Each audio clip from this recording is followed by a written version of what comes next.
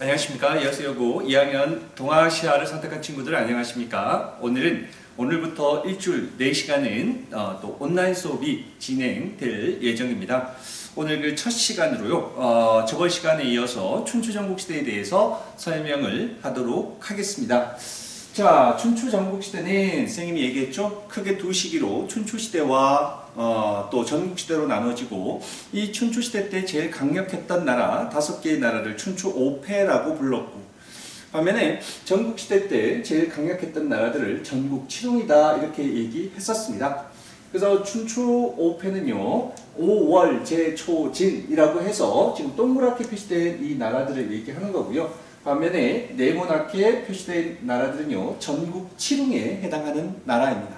여기 보니까 제나라와 초나라나 이런 나라들은 뭐요? 춘추 5패에도 포함되어지고 전국 7홍에도 포함되어지는 그러한 나라였었네요. 그리고 우리가 춘추전국시대 때 제일 좀 기억해놔야 되는 거, 춘추전국시대를 우리가 상징적으로 표현하는 그러한 키워드들이 있었죠.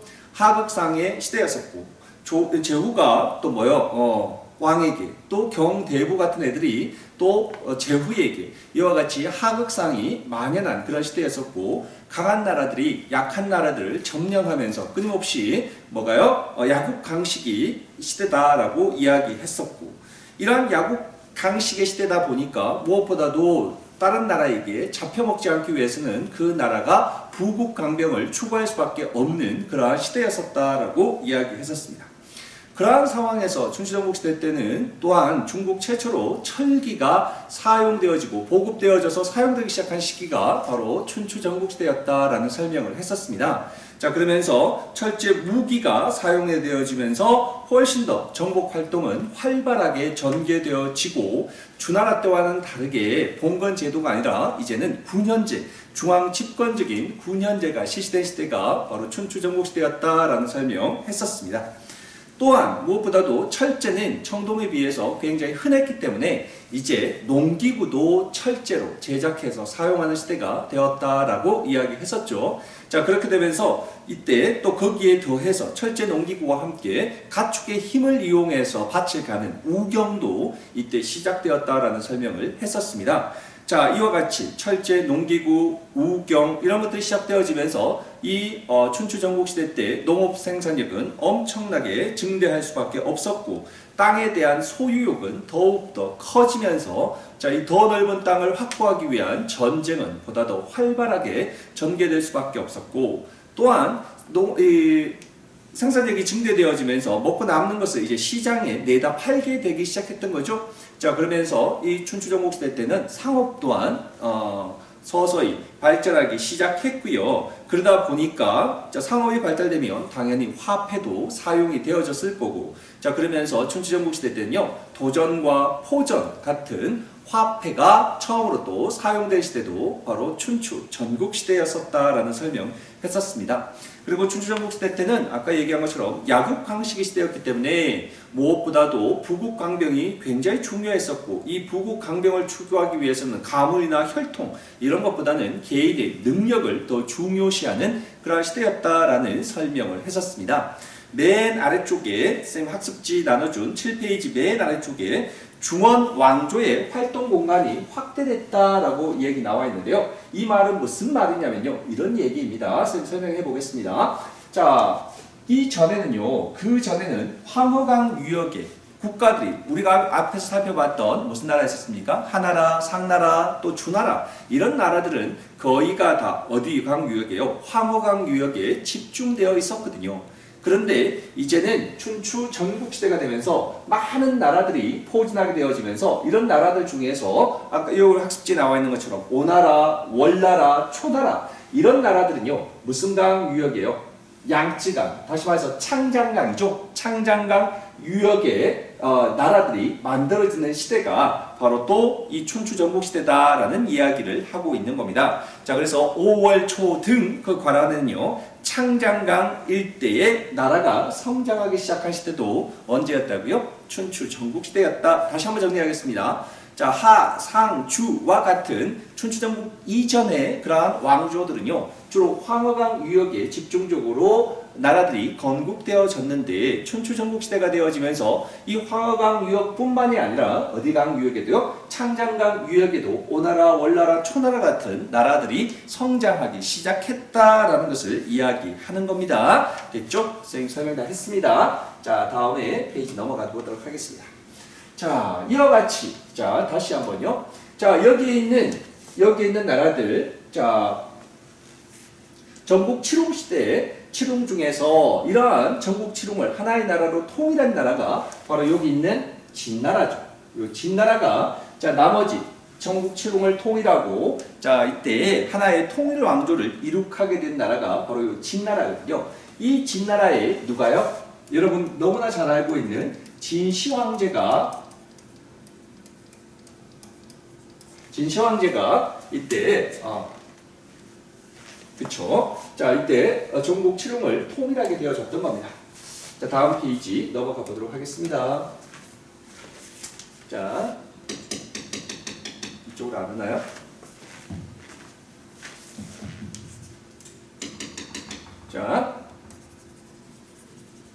자, 여기에 선생님 오랜만에 전자칠판을 사용하다 보니까 조금 왔다 갔다 하네요.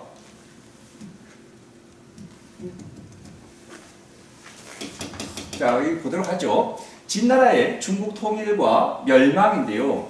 자, 이 전국 칠흥 중에서 전국 칠흥을 통일했던 나라가 바로 진나라였었고요. 이 진나라가 전국 시대를 통일하게 되어지는데 이 통일했을 때의 왕이 바로 진시황제였었다라는 얘기죠. 그렇죠? 자, 그래서 자, 여기 한번 볼게요. 여기에 시황제입니다. 시황제. 여기서 시라고 하는 것은요, 처음 시를 얘기하는 거거든요. 처음으로 왕이 아니라 이제 뭐라고 불렀다는 얘기입니까? 황제라고 칭했던 최초의 황제, 그게 바로 진나라 때의 시황제거든요. 자, 그래서 진시황제라고 부르고요. 이 진시황제가 결국은 전국 칠흥을 통일할 수 있었던 그 배경에는 어떤 것들이 있는가라는 것을 지금 여기 얘기하는 겁니다. 첫 번째, 자, 흉노의 기마전법, 말 타는 전법이죠. 말 위에서 싸우는, 말 타고 싸우는 기마전법과 또 제일 중요했던 것, 전국 칠흥 중에서 철제 무기를 사용법을 제일 빨리 또 수용하기도 했었고요.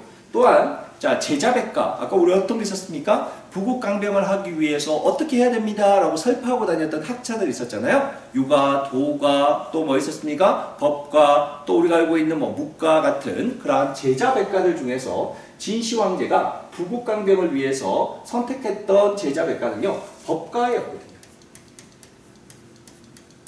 자, 그래서 법가의 토대를 둔 부국강병에 마침내 진시황제가 성공했기 때문에 부국강병을 이루어서 나라를 급발전시킬 수 있었다, 이런 얘기고요. 자, 진시황제는요, 자, 어떤 통치체제를 확립했냐면요, 중앙집권적인 통치입니다.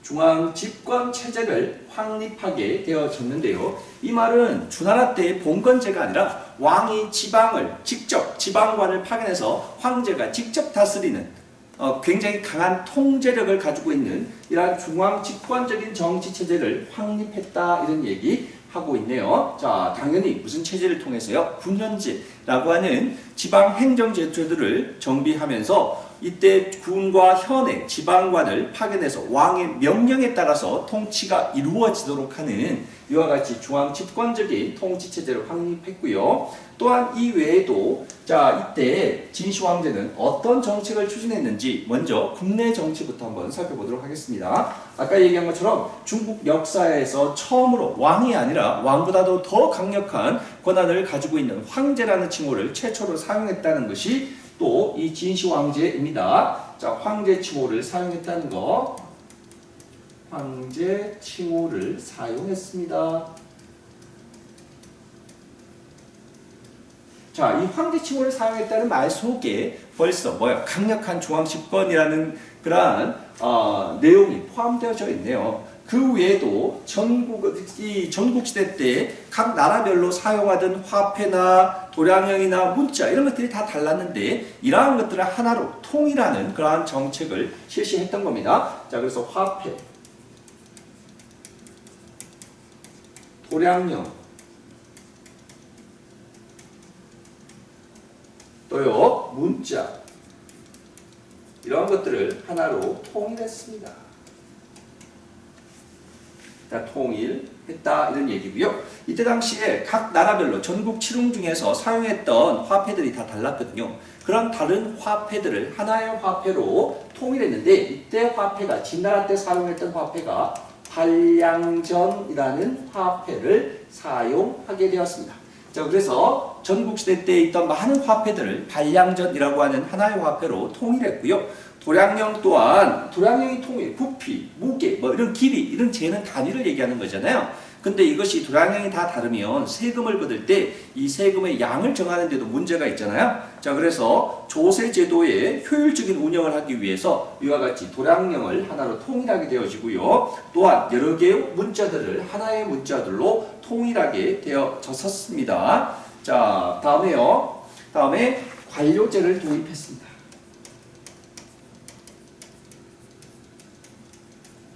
자, 왕 아래에 여러 부하들을, 신하들을 두면서 이 왕의 명령에 따라서 움직여가는 그러한 관료제도를 도입했고요. 또 전국 시대를 하나로 통일했기 때문에 엄청나게 영토가 어떻게 됐겠습니까? 넓어졌겠죠? 자, 이러한 넓어진 전국을 연결하는 도로망을 건설하기도 했었습니다. 자, 그래서 이 도로망을 건설해야 지방에서 뭐 하겠습니까? 세금, 조세를 걷어서도 서울로 빨리 운반할 수 있고 또 지방에서 완전 난이 났다, 반란이 나면 빨리 중앙에서 군대를 파견해서 그 난을 진압하기도 하고 이와 같이 지방을 통치하기 위해서 중앙 집권적인 통치체제를 확립하는 데 있어서 이러한 도로망을 정비하는 것은요, 무엇보다도 중요한 일이었기 때문에 했겠죠.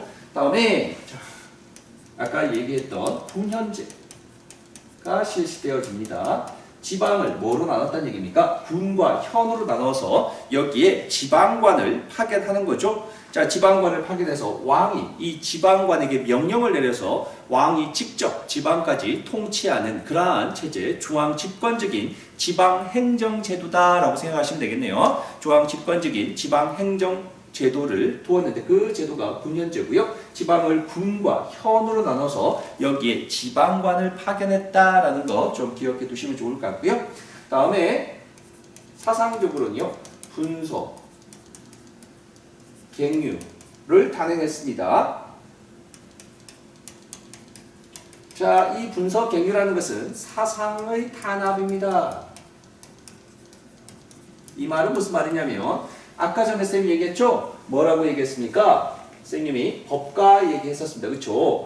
이 법가를 국가의 제일 중요한 그러한 제자백가로서 법가를 선택했다라고 얘기했잖아요. 부국강병책으로서. 그래서 이 진시황제는 법가가 아닌 특히 육아가 이 법가를 대적할 만큼 좀 성장해 있었거든요.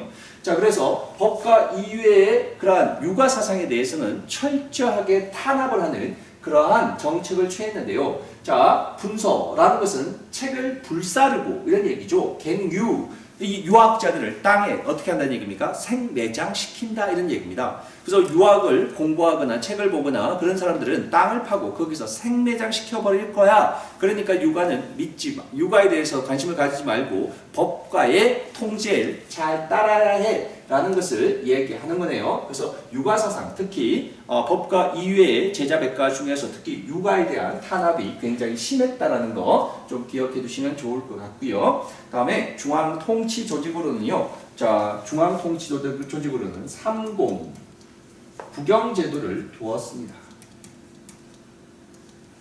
자, 우리가 한국사 시간에 배웠잖아요. 뭐 예를 들어서 중앙의 통치 조직 그러면 어떤 거 있습니까? 뭐 삼성육부 뭐 이런 거 배웠잖아요, 그렇죠? 중앙 통치 조직 우리나라에 있었던 것처럼 자 이때도 자 진나라 때에도 삼공구경이라고 하는 중앙 통치 조직이 있었고요.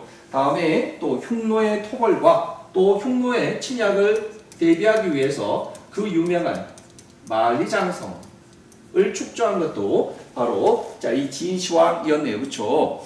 자 다음에 자, 중국의 영토를 더욱더 넓혔고요. 그러나 이러한 진시황도 얼마 못 가가지고 기원전 206년이 되면 결국은 멸망하게 되어지는데요. 그러니까 221년에 건국했다가 206년에 멸망하게 되어지는 거니까요. 최한 몇 년입니까? 15년 정도입니까? 15년 정도밖에 유지되지 못했던 겁니다. 이렇게 전국의 칠흥을 통일했던 그 강력했던 진나라도 오래 못 가서 결국은 멸망하게 되는데 그 멸망하는 원인이 뭔지 한번 보겠습니다. 자, 대규모 토목공사를 진행했던 겁니다. 자, 이때 만리장성도 축조했죠. 자, 그리고 여러 가지 그러한 토목공사들에게 이때 민간인들을, 백성들을 너무 가혹하게 여기에 징발하게 되면서 농민들의 불만이 굉장히 고조되어질 수밖에 없었고요. 또한 이때 당시에 너무 무리한 그러한 법과 통치를 했던 겁니다. 너무 가혹한 법과에 입각한 통치를 했던 거죠. 예를 들면 이런 겁니다.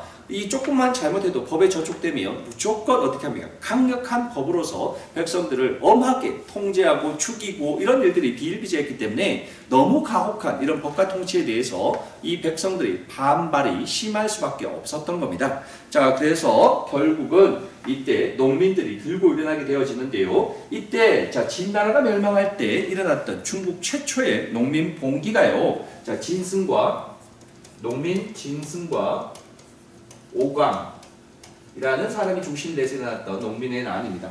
진승, 오광의 난이 결국은 일어나게 되면서 그 강력했던 진나라 또한 진시황의 진나라 또한 결국은 멸망하게 되어진다라는 얘기입니다. 아이러니하겠지만 자 법과 때문에 결국은 전국 칠흥을 통일하게 되겠지만 또 법과 때문에 결국은 어떻게 됩니까? 멸망하는 그러한 또 창상을 겪기도 하는 것이 바로 진나라의 역사이거든요. 자 그러니까 너무 강력한 그러한 백성에 대한 통제 이런 것들이 결국은 진나라의 멸망으로까지 이어지게 되었다라는 겁니다. 여러분들은요, 요거 특히 국내 정치에 대해서 좀 봐두셔야 되고요. 이 내용이 다 중앙 집권 체제의 확립을 위해서 실시했던 그러한 내용이다라는 거 좀 기억하시면 좋을 것 같습니다. 자, 다음요. 다음 페이지 넘어가 보겠습니다. 다음 페이지는요, 진나라가 멸망하고 난 다음에 그 뒤를 이어서 등장하는 나라가 바로 자, 한나라인데요. 자, 이 한나라는요, 유방이라는 사람이 세우게 되어지는데, 이때 당시에 유방의 한나라와, 다음에 항우의 초나라가 이렇게 있었는데요. 이 두 나라가 결국 대립을 하다가 결국은 유방이 승리하게 되어지면서 유방의 한나라가 진나라를 이어서 결국은 중원을 지배하게 되어진다 이런 얘기입니다. 자, 그래서 여러분들 그 바둑에 보면 장기라든가 장기판에 보면 이게 바로 한과 초나라의 싸움을 여러분 그 바둑판에 장기판에 이게 놀이로서 만들어 놓은 거죠. 그래서 그 장기판의 시대적 배경이 바로 한나라가 들어서기 이전에 유방과 항우의 그러한 싸움을 놀이로 만든 겁니다. 자, 그래서 자 우리는 이어서 자 보겠습니다. 한나라의 성립과 발전이라고 나와 있는데요. 자, 유방이 항우를 무찌르고 중국을 재통일했다. 자, 누구에 이어서? 진시황을 이어서 자, 중국을 또다시 통일하게 하나의 국가로 통일하게 되었다. 이런 얘기 하고 있는 겁니다. 자, 유방을요. 고조라고 부릅니다. 한고조 유방입니다. 자, 한나라 고조 유방은요, 춘추 전국시대 때 실시했던 봉건제도, 군현제도와 주나라 때 실시했던 무슨 제도를? 뭡니다. 춘추 전국시대 때 또 진나라 때 실시했던 군현제도와 주나라 때 실시했던 봉건제도를 절충해서 실시했는데 이 제도를 뭐라고 얘기하냐면요, 군국제라고 얘기합니다. 자, 군국제를 실시하게 되어지는데, 자, 군현제는 언제 실시하냐면 왕권이 굉장히 강할 때 실시할 수밖에 없는 거잖아요. 반면에 봉건제도라는 것은 왕권이 굉장히 약하고 제후들의 세력이 굉장히 강한 그러한 상황이잖아요. 그러니까 이 한보조 유방은 한이라는 나라를 세우긴 했지만 아직까지 자 이때 개국 공신들 그러니까 그를 도와서 한나라를 성립시키는데 결정적인 공헌을 했던 귀족 세력들의 그러한 입김을 무시할 수가 없었던 겁니다. 그래서 그들에게 뭘 한 겁니까? 영토를 나누어주는 그러한 봉건제를 절충해서 실시했다 이런 얘기고요. 그리고 한 보조 때는 또 흉노의 또 다른 침입을 받게 되는데 흉노와 침입을 받아서 이 흉노에게 공주를 예물로 바치게 되어지는 겁니다. 이때 흉노에게 바쳤던 그 공주를 뭐라 부른다고요? 화본공주다라고 얘기하고요. 이 화본공주는요. 이후에도 많은 북방 유목민족들에게 이 한족의 나라들에 있는 그러한 나라들이 이 북방 유목민족의 왕들에게 이와 같이 화본공주를 보내기도 했었거든요. 그만큼 이 중국의 역사에서 뭐가요? 북방 유목민족의 세력들이 굉장히 강성했구나라는 것을 알 수 있고 이렇게 예물로 공주를 보내는 것을 우리가 화본공주라고 얘기했고요. 이 화본공주의 시초가 바로 언제라고요? 한 고조 유방 때 화본공주가 최초로 보내진다라고 얘기하는 겁니다. 그래서 흉노와 평화를 유지할 수 있었다라고 얘기하는 거죠. 그러니까 한 고조 때는 아직까지 나라의 국력이나 왕권이나 이런 것들이 자, 왕조 초기 때문에 그렇게 강력하지는 못했구나라는 걸 알 수 있는데요. 자, 한 고조를 이어서 그 뒤에 등장하게 되는 왕요. 자, 요 사람을 좀 잘 봐두셔야 됩니다. 요게 바로 한나라의 최전성기 때 왕이거든요. 한무제 때입니다. 자, 한무제 때가 되면요. 드디어 이제 자, 왕권이 어떻게 된다고요? 굉장히 강력해졌다라고 얘기했습니다. 그러니까 이제 개국 공신들이나 귀족들의 눈치를 볼 필요가 없죠. 그러니까 왕이 지방과를 파견해서 직접 통치하는 중앙 집권적인 통치를 하는 무슨 제도가 실시됐겠습니까? 자, 당연히 군국제에서부터 무슨 제도로요? 군현제로 통치 방식이 이제 바뀌어지게 되어졌습니다. 자, 그러면서 중앙 집권 체제가 확립되어지고요. 그리고 군사력 또한 강력해지면서 흉노들도 축출하고요. 자, 흉노를 축출하고 이때 자, 여기에 비단길을 개척하는 장군을 보내서 비단길을 개척하기도 했었습니다. 자, 요거는요. 자, 한번 뒤에 페이지를 한번 보겠습니다. 자, 여기 보면 여기서부터 장안에서부터 시작해서 이 대월지까지 이때 저 장건이 갔는데요. 왜 장건을 여기에다가 파견했냐면요. 대월지에 파견했냐면 여기 위에 있는 누구요? 흉노애들이 끊임없이 자 여기 괴롭힘을 당하고 있었잖아요. 그 심지어는 한 보조 때는 뭐까지 보냈습니까? 화본공주까지 보내면서 평화를 유지하는 그런 상황이었던 거죠. 그러다 보니까 이 한나라에서는 이 서역에 있는 대월지와 뭘 하고요? 군사적인 동맹을 맺어서 뭘 견제하기 위해서 흉노의 침입을 방어하기 위해서 대월지와 군사적인 동맹을 맺기 위해서 이때 한무제가 어디로? 대월지라는 나라로 장건이라는 인물을 파견했던 겁니다. 뭘 맺기 위해서? 군사적인 동맹을 맺기 위해서 장건을 파견했는데요. 장건이 이때 이 대월지까지 갔다 온 이 길이 뭐의 시초라는 얘기입니까? 비단길, 실크로드의 시초다라는 것을 이야기하는 겁니다. 자, 그래서 우리 학습지에 보면 자, 흉노를 축출하기 위해서 우리가 거기 본 것처럼 장건을 어디에? 대월지에 파견하게 되면서 마침내 비단길도 이때 최초로 개척하게 되어졌다 이런 얘기를 하고 있는 거고요. 자, 다음에 고조선과 베트남 북부 이 지역을 또한 한무제 때가 되면요 정복하게 되는데 북부 베트남 이때 베트남 북부를 우리가 뭐라고 얘기했냐면요 남비엣이라고 얘기했습니다. 이때 나라가 베트남의 나라가 남비엣이거든요. 자, 한번 얘기해 보겠습니다. 이때 당시 우리나라는 고조선이었고 반면에 베트남은요 남비엣이라는 나라가 있었는데 이 두 나라를 누가요? 한무제가 고조선도 베트남 북부의 남비엣도 정복하게 되면서 이 한나라의 영토가 엄청나게 또 늘어나게 되는 확장되어지는 그런 시기다. 자, 그래서 우리나라 또한 이 고조선이 멸망하게 되어지면서 이 고조선의 영토에다가 한나라 한무제가요 4개의 군을 설치했잖아요. 그게 바로 뭐라고 얘기하는 겁니까? 한사군의 설치라는 거 우리가 한국사 시간에 공부했을 겁니다. 자, 그래서 고조선과 베트남 북부, 남배까지 정복하면서 이와 같이 영토가 굉장히 확장되어져가는 그러한 시기 또한 바로 무제 때거든요. 자, 그러니까 무제 때는 이와 같이 흉노도 축출하고 또 비단길도 개척하고 또 고조선과 베트남 북부 지역의 남비에까지 정복하면서 영토 또한 확장되어지면서 명실상부한 최고의 한나라 때의 최고의 전성기다라는 얘기하고 있는 겁니다. 자, 이러한 한무제 때도 전성기를 지났으면 항상 어떻게 됩니까? 왕조는 이제 내리막길을 걷게 될 수밖에 없는 거죠. 자, 그 이유는 외척과 황관들의 권력 투쟁 이런 것들이 일어나게 되면서 이 한나라가 점차적으로 쇠퇴한다 이런 얘기를 하고 있는 거고요. 자, 한번 볼게요. 자, 그러면서 마침내 이 한나라가 누구에 의해서 멸망하게 되어지냐면요. 자, 왕망이라는 인물에 의해서 멸망하게 되어집니다.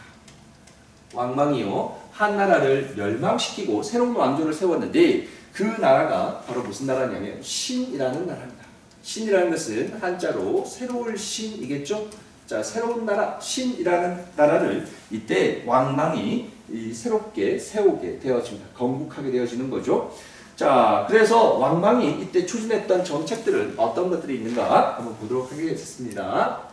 자, 왕망이 추진했던 그러한 정책들은 어떠한 것들이 대표적인 정책들이 있는지 한번 하나하나 살펴보겠습니다.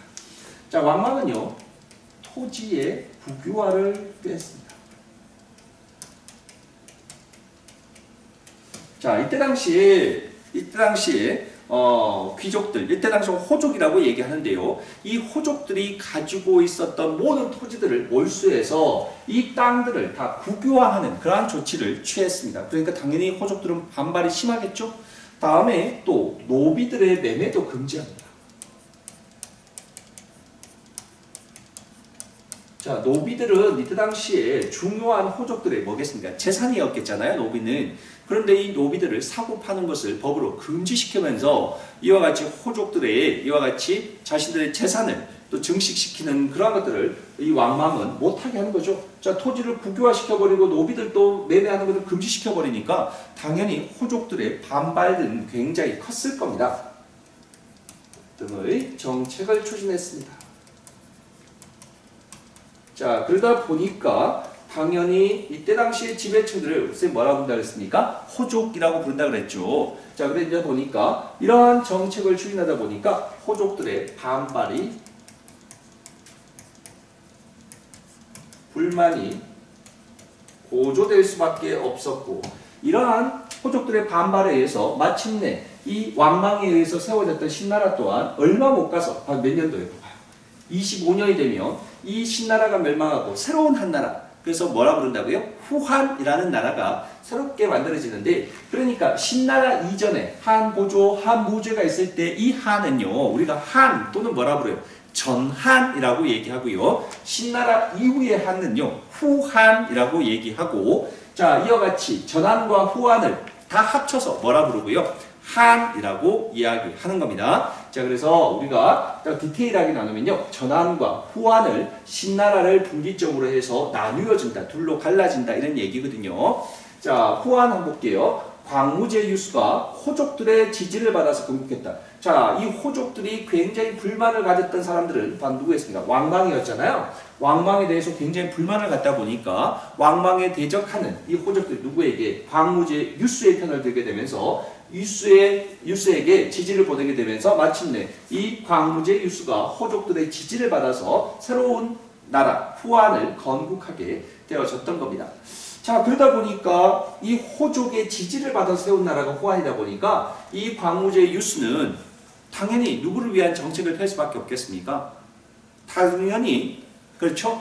호족들을 위한 그러한 정책을 펼 수밖에 없을 거고, 그렇게 되면서 이 후한 시대 때는 호족 세력들이 굉장히 세력이 커지게 되어지면서 이때 자 왕망이 국유화했던 그 땅들을 다시 호족들이 차지하게 되면서 호족들이 대토지를 소유하게 되어지고요. 다음에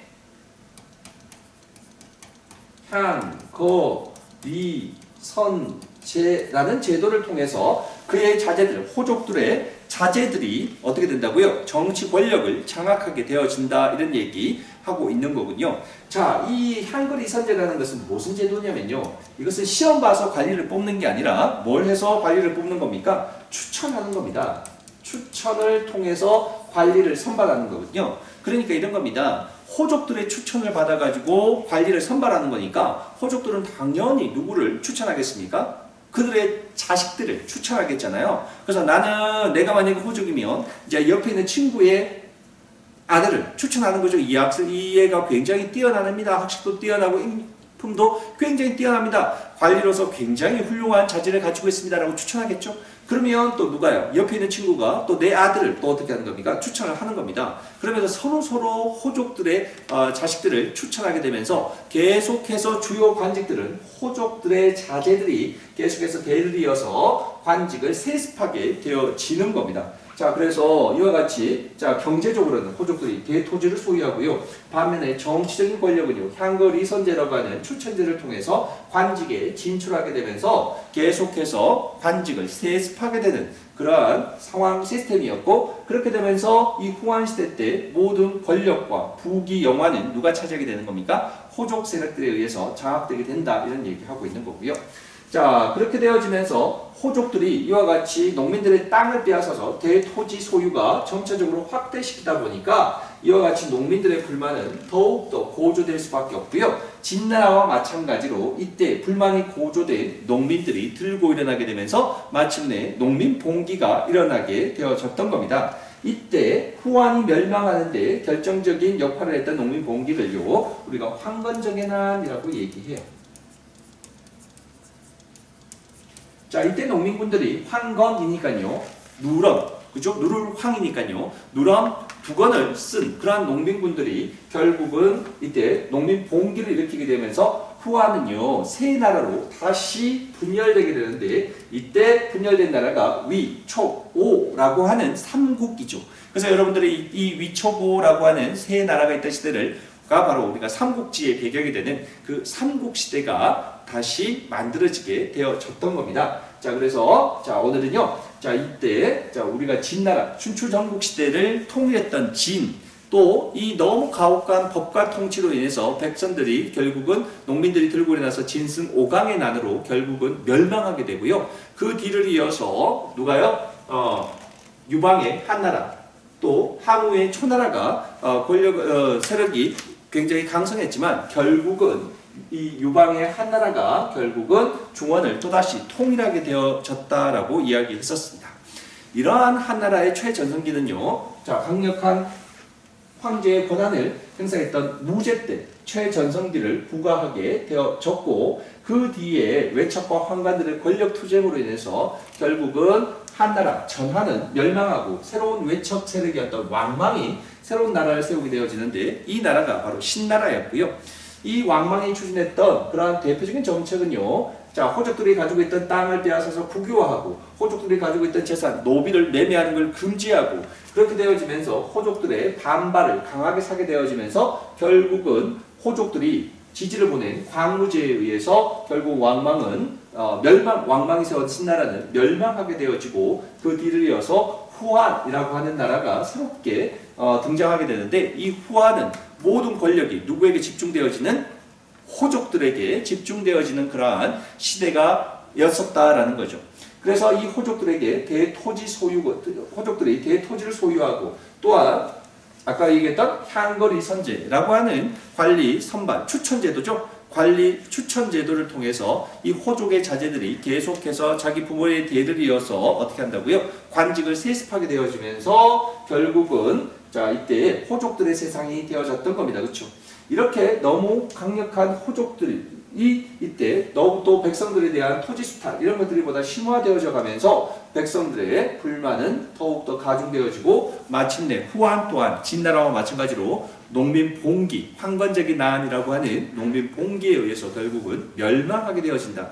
그 뒤를 이어서 새로운 새 나라로 분열되어지게 되는데 그 새 나라가 위초고라고 하는 새 나라로 분열되어지는데 이때 중국을 우리가 삼국시대라고 얘기하고 우리가 잘 알고 있는 삼국지, 그렇죠? 삼국지의 배경이 되는 그러한 시대다라는 것까지 오늘 설명했습니다. 오늘 선생님이 좀 장황하게 많은 내용을 설명했는데요. 자, 오늘은 여기까지만 하고요. 다음 시간에 또다시 이 뒷부분을 설명하도록 하겠습니다. 오늘 고생하셨습니다. 선생님도 오늘 또 오랜만에 온라인 수업을 하다 보니까 좀 많이 버벅버벅 되네요. 자, 다음 시간에는 좀 더 준비를 좀 철저히 하게 해서 여러분들이 보다 더 잘 이해가 될 수 있도록 잘 설명하겠습니다. 자, 고생하셨습니다. 다음 시간에 뵙겠습니다.